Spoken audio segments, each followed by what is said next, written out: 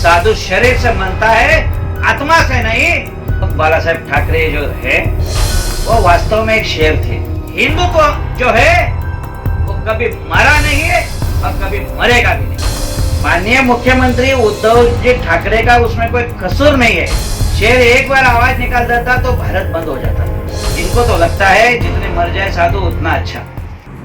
नमस्कार, आपका news channel में आप सभी का स्वागत है।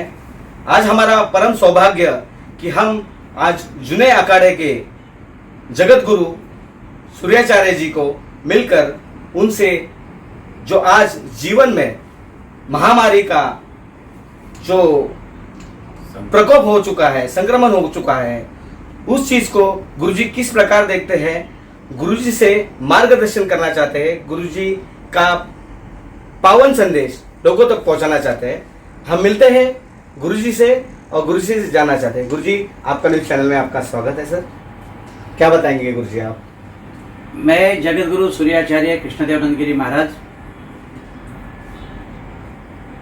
आज आपके बीच में आपके न्यूज का पहले तो सम्मान करता हूं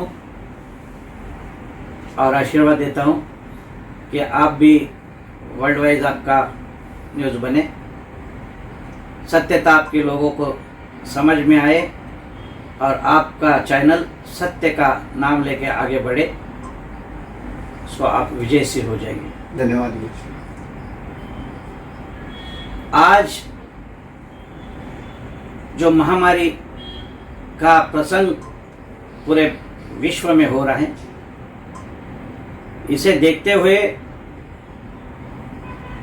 हम सभी साधु संत महात्मा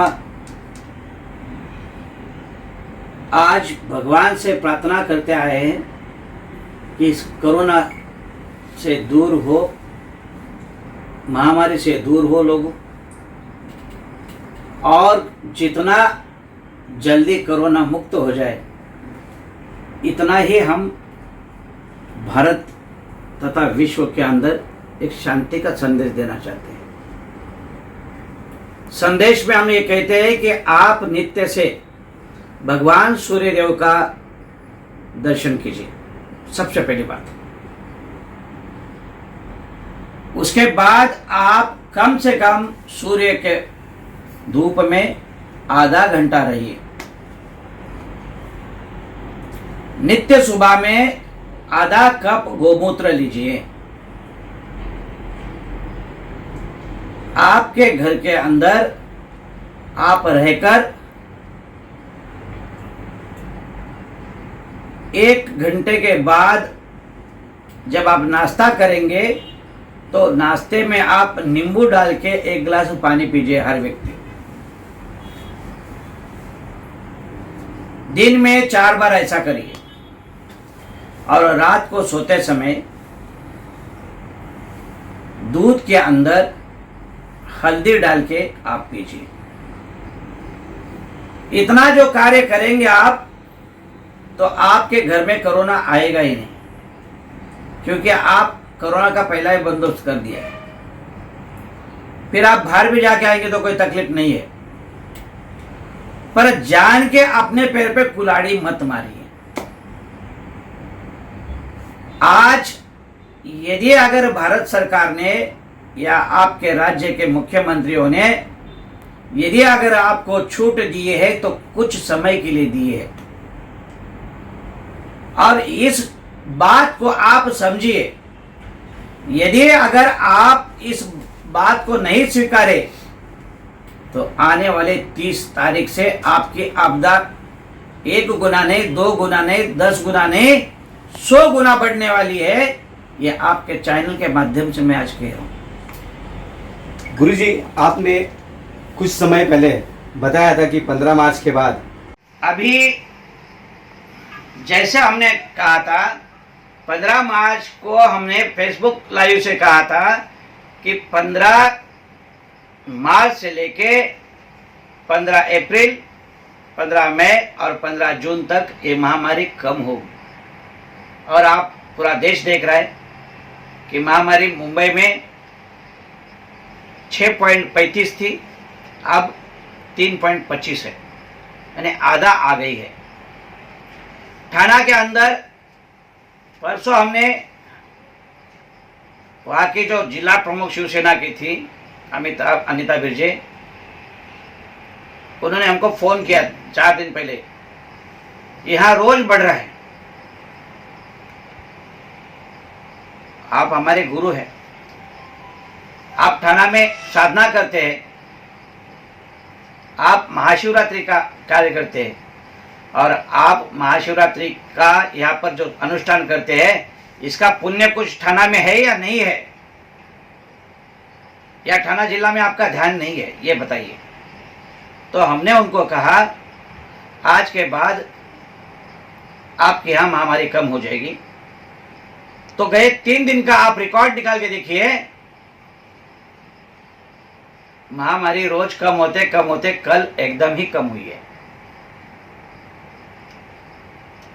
तो गुरुओं का कर्म तो आपके साथ है, पर गुरुओं को मानने के बाद ही आपका कर्म होता है, गुरुओं को बोलने के बाद ही गुरु अपना काम करते हैं और आपने किया हुआ पुण्य कभी भी व्यर्थ नहीं जाता है। इसलिए गुरुओं के शरण में रहिए। जब गुरुओं के शरण में रहेंगे तो आपका तारणहार नारायण बैठा है और आपकी सभी की सुरक्षा उसमें होने वाली है। तो ये हमने लोगों को कहा है और ऐसा ऐसा हो भी रहा है।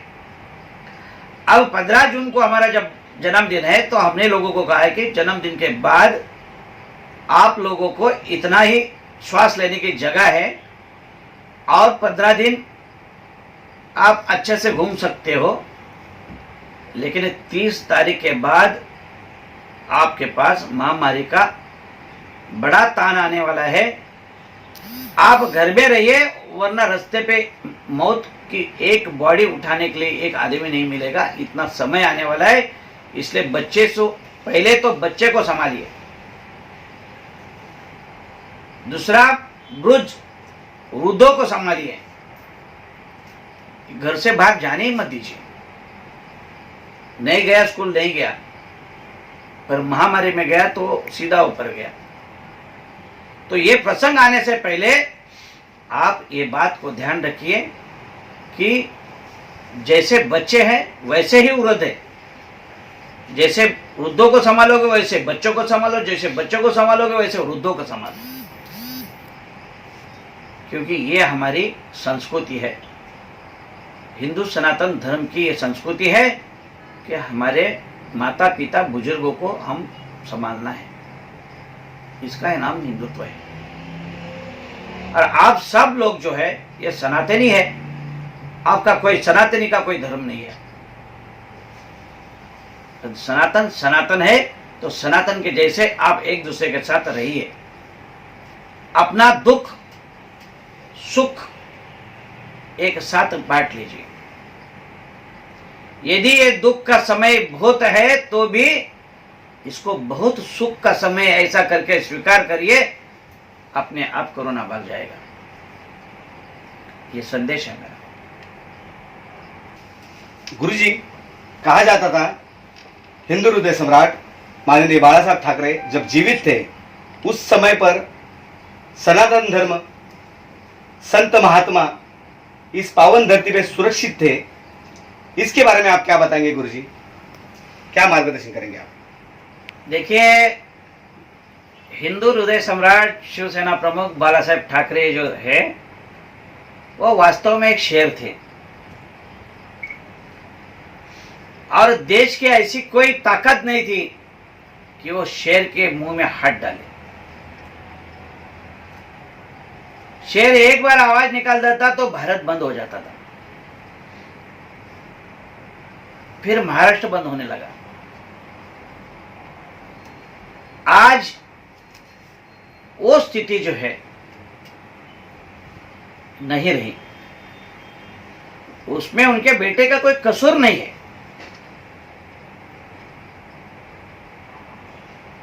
माननीय मुख्यमंत्री उद्धव जी ठाकरे का उसमें कोई कसूर नहीं है। जिन लोगों के साथ उनका अलायंस है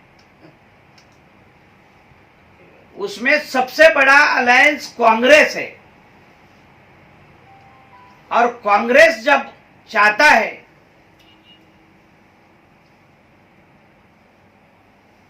कि हमारे ईसाई के वर्ग में आप ध्यान नहीं देंगे। जब 2 साधु की हत्या हुई, 3 साधु की हत्या हुई, 5 साधु की हत्या हुई और अनिल देशमुख जाके वहां सर्वे करके आए, लेकिन आज महीना हो के गया है, पब्लिक में किसी के पास उसकी जवाब की एक कॉपी नहीं है।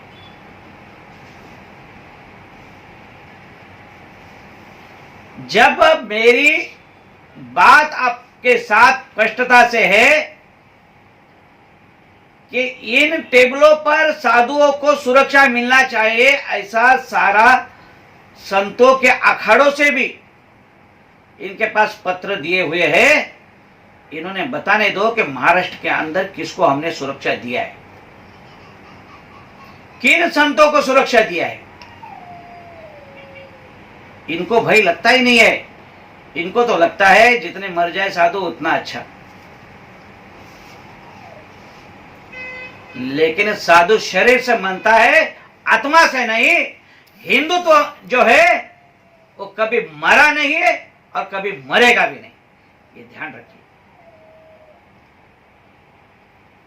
इसलिए जिसको जितना करना है वो अपने ताकत में करे, हिंदुत्व के ताकत में करे, राष्ट्र की ताकत में करे। साधु संत ये राष्ट्र की शक्ति है। साधु संत ये राष्ट्र की शक्ति है और राष्ट्र की शक्ति का संगोपन करना इस राष्ट्र के अंदर जो राज्य हो या भारत सरकार हो, ये इसकी नैतिक जवाबदारी है। पर इस जवाबदारी से कुछ लोग अपना पल्ला झाड़ के लोगों के साथ में घूमते हैं, ये उनकी बदनसीबी है। यदि मर्द की मर्दानगी है तो खुल के सामना करो हिंदुत्व के लिए, चाहे वो कोई भी हो।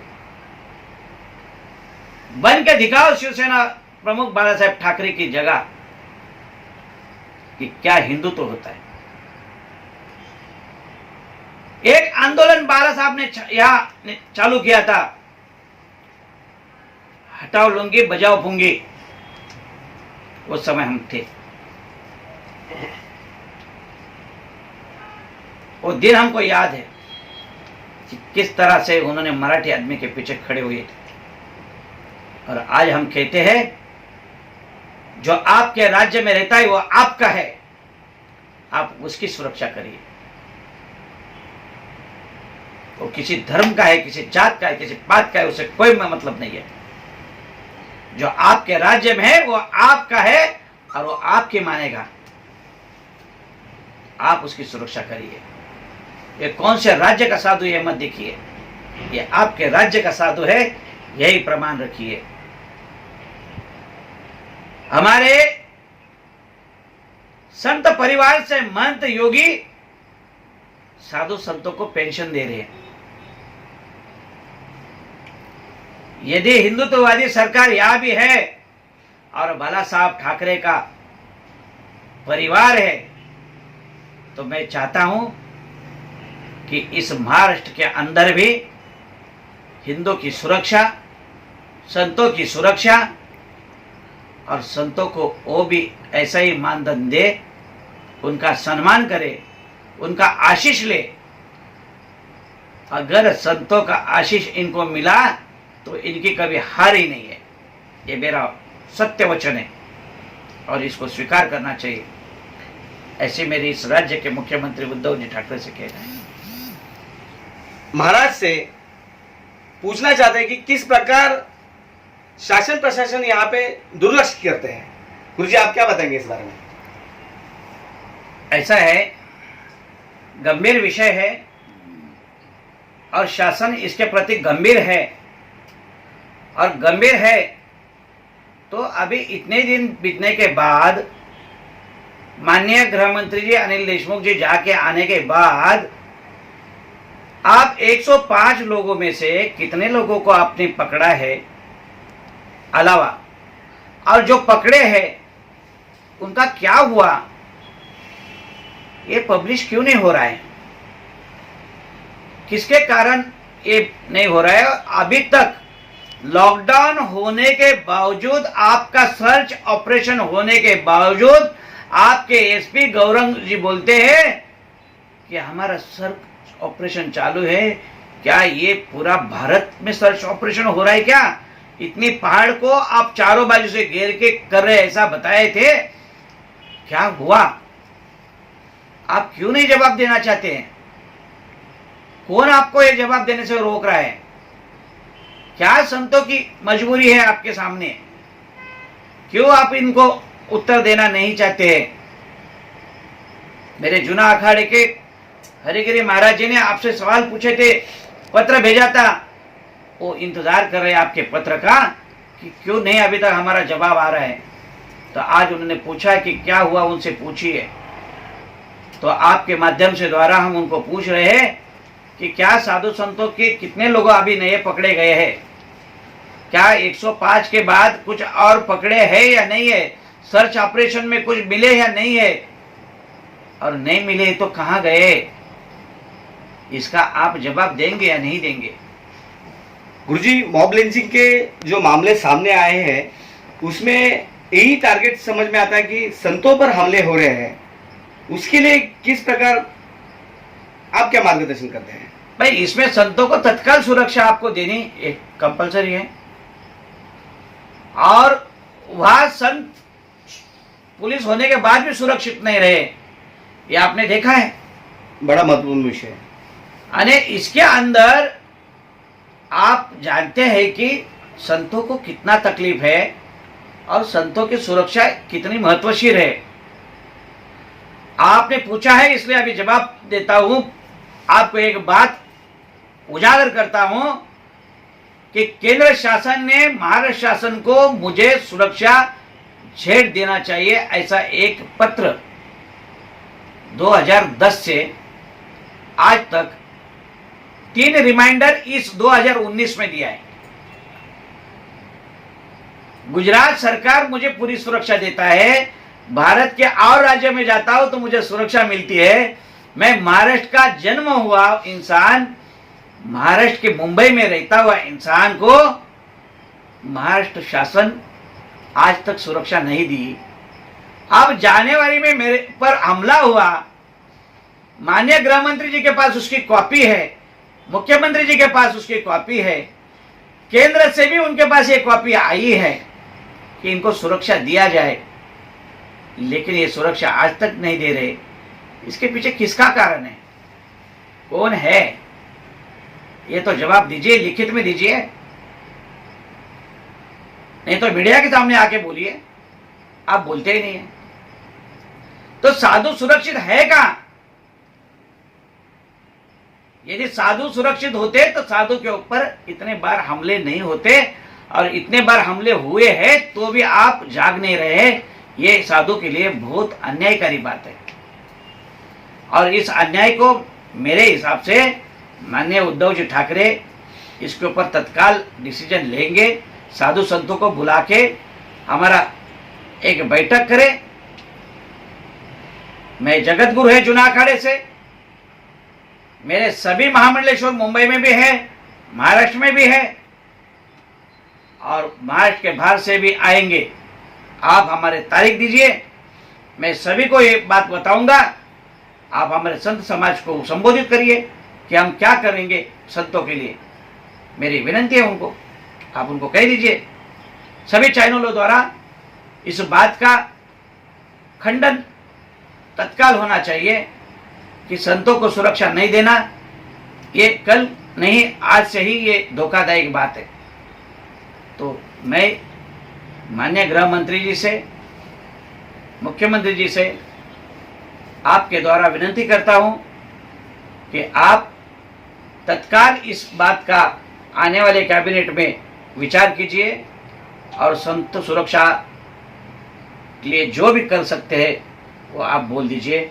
अब कोरोना में आप व्यस्त हैं, हम आपको डिस्टर्ब भी नहीं करना चाहते थे, इसलिए आज तक हमने आपको डिस्टर्ब नहीं किया। पर आज हमको बोलने का, आज कोरोना आपने मुक्त करने के लिए आज पूरा लॉकडाउन खोल दिया है, इसलिए ये पत्रकार मेरे पास आए हैं और मैं ये पहला बाइट आपके लिए दे रहा हूँ, आप इसे स्वीकार करके आप इसका न्याय दीजिए, ये मेरी प्रार्थना है, ये आपको आशीर्वाद है। धन्यवाद।